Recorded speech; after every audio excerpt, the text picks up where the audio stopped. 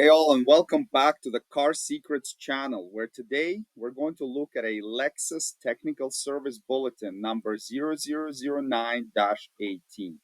And what this bulletin addresses is a issue with NX models years 2015 and 2016, both the turbo model and the hybrid model. And how this issue will exhibit itself is you may have a blind spot or BSM warning message. And if you scan the system for codes, now you would need to use a little bit of a more powerful scan tool, not just a basic engine code checker, because these are not powertrain codes. But if you scan the BSM system for codes, you would see either a C1AB2 or C1AB3, which is a short to ground in the outer mirror indicator. So that's a short to ground in a circuit that goes from the blind spot monitor itself, the unit in the rear bumper, to the mirror that shows you when there's a vehicle present in your blind spot. So there was a countermeasure implemented at factory to address this. So how you know if this bulletin may apply to your vehicle? Well, it applies to all 2015 NX models. And then for the 2016, you would need to look at your VIN number. So based on whether you have a hybrid or a turbo model and two-wheel drive or all-wheel drive, take a look at the corresponding VIN. So you would need to look, let's say you have NX200t two-wheel drive. Look, and a 2016. Look at the last six of the VIN, the serial number. And if yours is numerically higher, that means the countermeasure has been implemented in production already. If it's numerically lower, that means it has not been implemented, and this bulletin may apply to your particular vehicle. Let's take a look at warranty information. Because this is not a recall, they won't just do the fix on every vehicle that rolls into the shop. It actually has to be within the warranty parameters and exhibit the issue described in this bulletin. Now, because the warranty for this problem is only 4 years or 50,000 miles, these vehicles are all going to be out of warranty by now. The time that's quoted here, so this is a combination code. To replace one is 2.5 hours, to do the other is half an hour.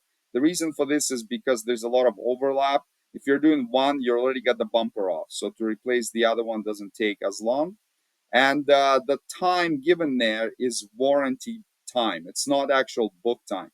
So when you come into the shop and you ask them to do this repair, or they're quoting you this repair, there is a good chance they may quote you more time than that, because warranty time is always really low.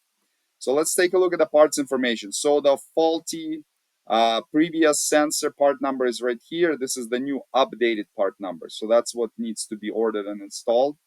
For the required tools, we have the adjusting reflector and a different type of reflector. So these are used for aiming the blind spot monitor once it's been installed.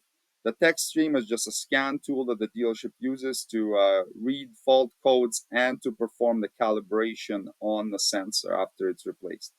So let's take a look at the repair procedure. So they would need to scan it for fault codes. If either one of these or both are present, then this bulletin applies and continue with the repair.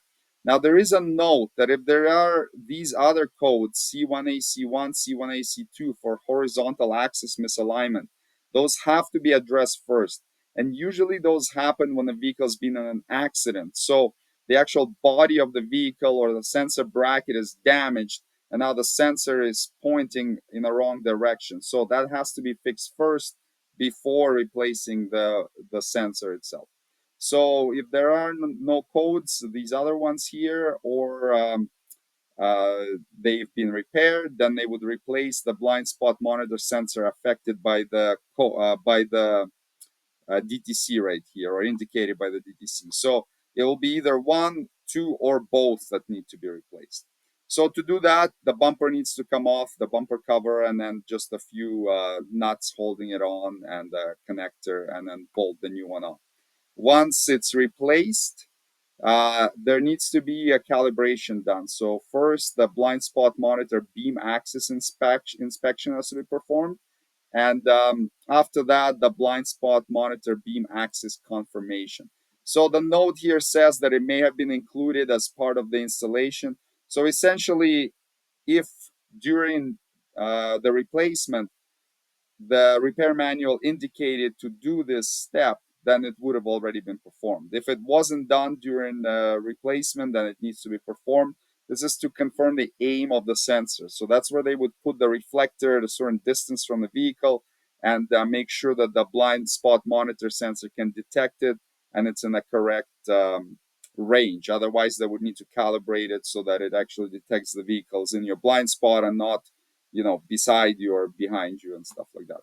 So once the calibration is done, you would need to clear the diagnostic trouble codes and just make sure it works. The system works in the road test, and that's the repair for this particular issue. So hopefully the information in this video was helpful, and I look forward to seeing you on the next episode. Thanks for watching.